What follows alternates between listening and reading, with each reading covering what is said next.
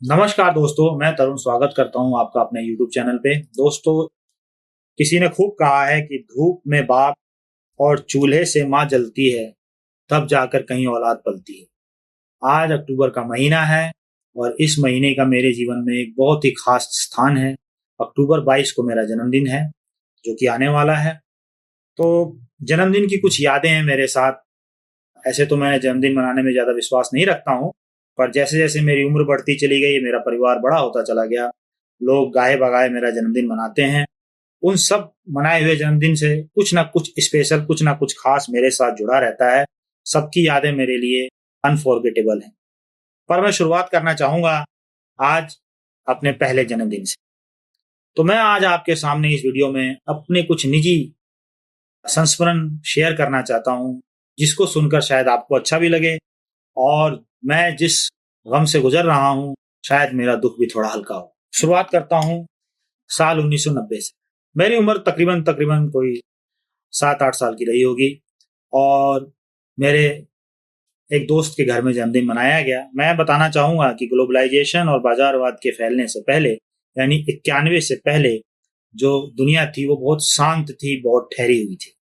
इस दुनिया के अंदर छोटी-छोटी चीज़ों में लोग अपनी खुशियाँ ढूँढ लिया करते थे। चलने के लिए पैर होते थे, हाथों से मोबाइल चलाने का ज़माना तो वो था नहीं। तो मेरे एक मित्र थे हमारे पड़ोस में, वो काफ़ी वेल्थी फैमिली से आते थे। आज भी वो यूएस में सेटल हैं। तो उनके छोटे भाई का जन्मदिन था।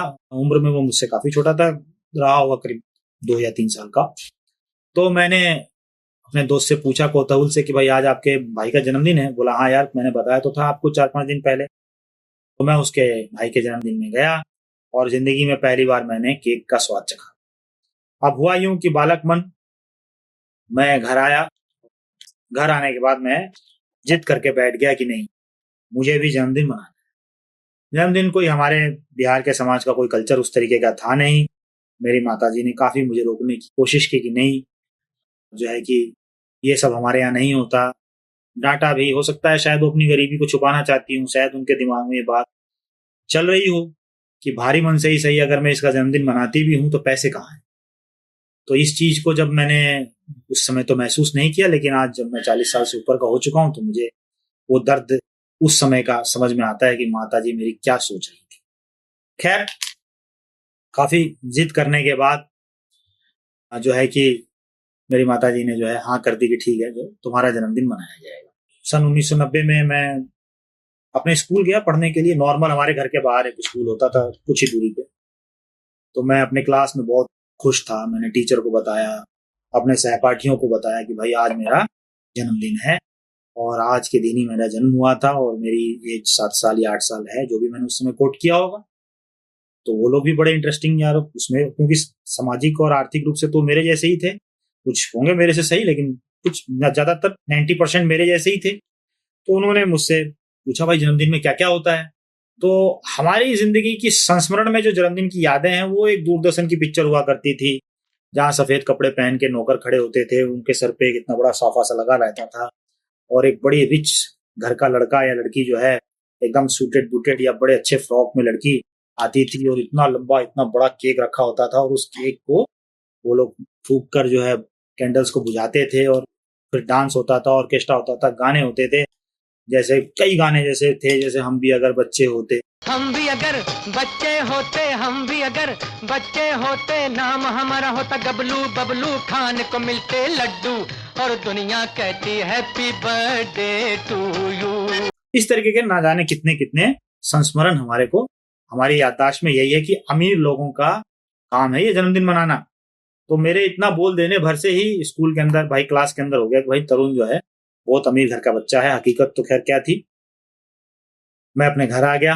घर आने के बाद मेरे पिताजी जो थे माताजी के साथ मिलकर खाना बना रहे थे, पूड़ी और सब्जी बन रही थी। तो मैंने अपनी माताजी से बोला कि भाई आज ये किस चीज़ के लिए तैयारी चल रही है। तो बोले बेटा आज तो जन्मदिन से पहले की पार्टी है और कल सुबह जो है आपका जन्मदिन मनाया जाएगा। तो मैं ठीक है भाई। फिर मैं अपना जो है सवेरा हुआ तो मेरे पिताजी को मैंने कहा कि पापा आप जन्मदिन तो आज मनाने जा रहे हो, लेकिन एक बात ध्यान रखना, जन्मदिन में गिफ्ट भी दिया जाता है।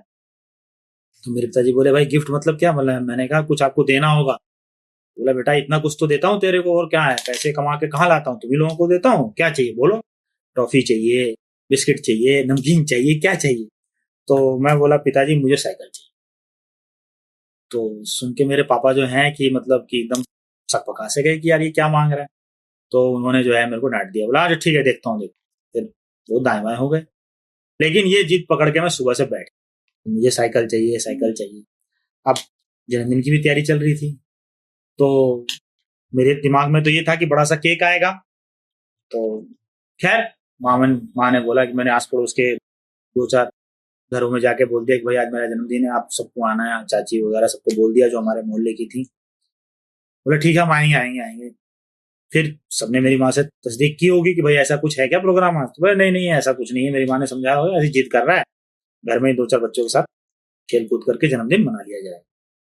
तो मेरी माँ ने क्या किया कि केक की जगह जो है, देखिए गरीबी का आलम, ब्रेड जो है उसको जो है चाशनी में भिगो कर, और एक मान के चलिए कि एक छोटा सा पॉट था, और उसके ऊपर जो है तस्तरी टाइप में रख दी गई, और उसके ऊपर वहां रख दिया गया, और उसमें एक कैंडल लगा दिया गया। अब मेरा तो दिमाग खराब, मैंने कहा भाई मैं तो केक ही काटूंगा।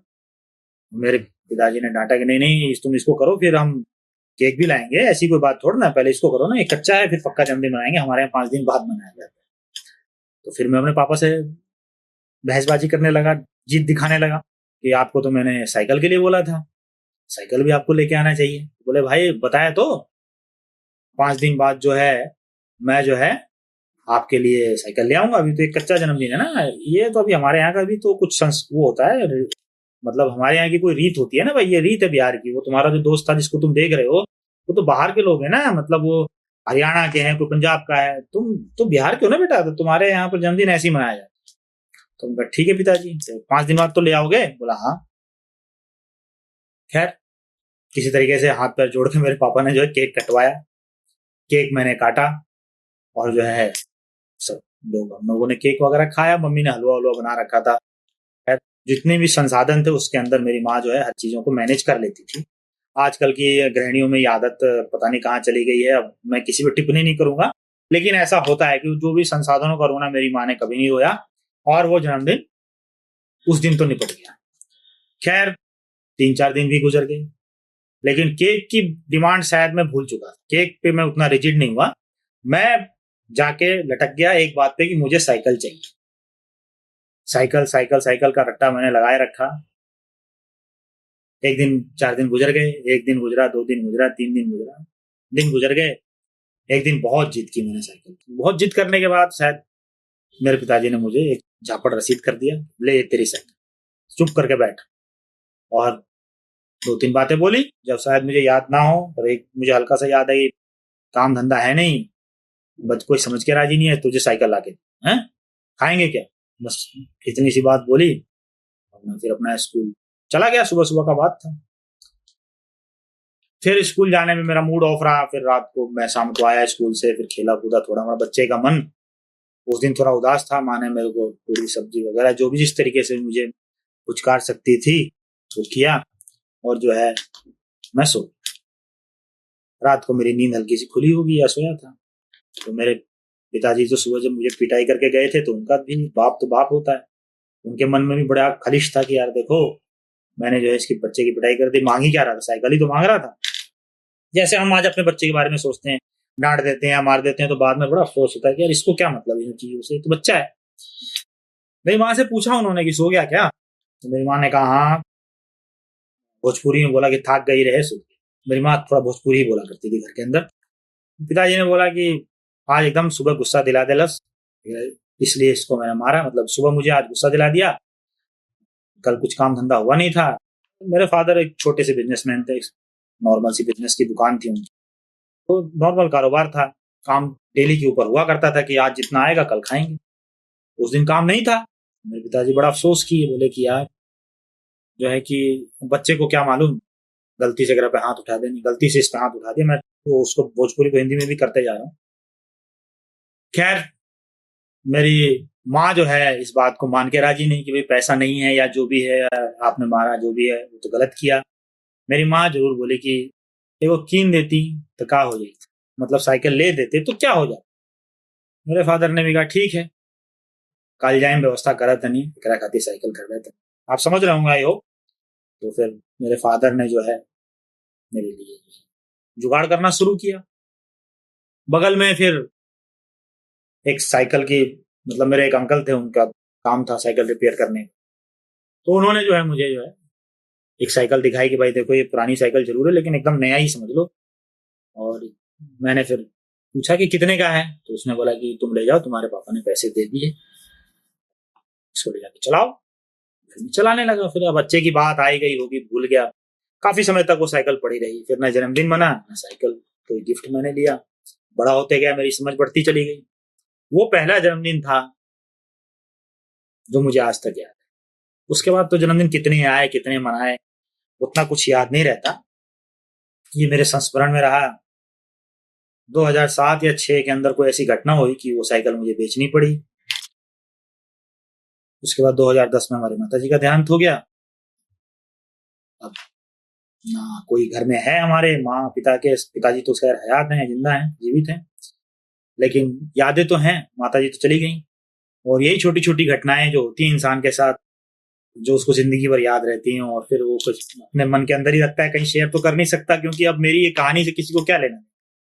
लेकिन मैं ये बताना चाहता हूँ कि भाई जो मैंने शेर शुरू में सुनाया था कि धूप में बाप और चूल्हे से माँ जलती है, तब जाकर कहाँ औलाद पलती है, या एक जॉन एलिया का शेर है कि जो मांगू वो दे दिया कर जिंदगी, कभी तो मेरी बाप जैसी बन जाए। माँ बाप किन परिस्थितियों में किस चीज को ना करते हैं, क्यों करते हैं, उनके कलेजे में कितना बड़ा पत्थर रखा होता है ना का, और कितना अफसोस के अंदर उनके अंदर गिल्ट की भावना होती है किसी चीज को ना करने में। ये तो माँ बाप बनने के बाद ही समझ में आता है। आज हम लोग भी किसी के बाप हैं तो मुझे महसूस होता है कि मेरे माता पिता ने जिंदगी की हर वो खुशी देने की कोशिश की जो उनके कायदे से, उनके हाथ से बाहर है, लेकिन अपने आने वाले कल को दांव पे लगा के उन्होंने हमें अच्छा जीवन देने की कोशिश की। ये याददाश्त और ये मेमोरी में संकलित करना चाहता हूँ एक वीडियो के माध्यम से, ताकि मेरे बच्चे, फिर उनके बच्चे, फिर उनके बच्चे देखें कि माँ बाप जो हैं सचमुच भगवान है। धन्यवाद।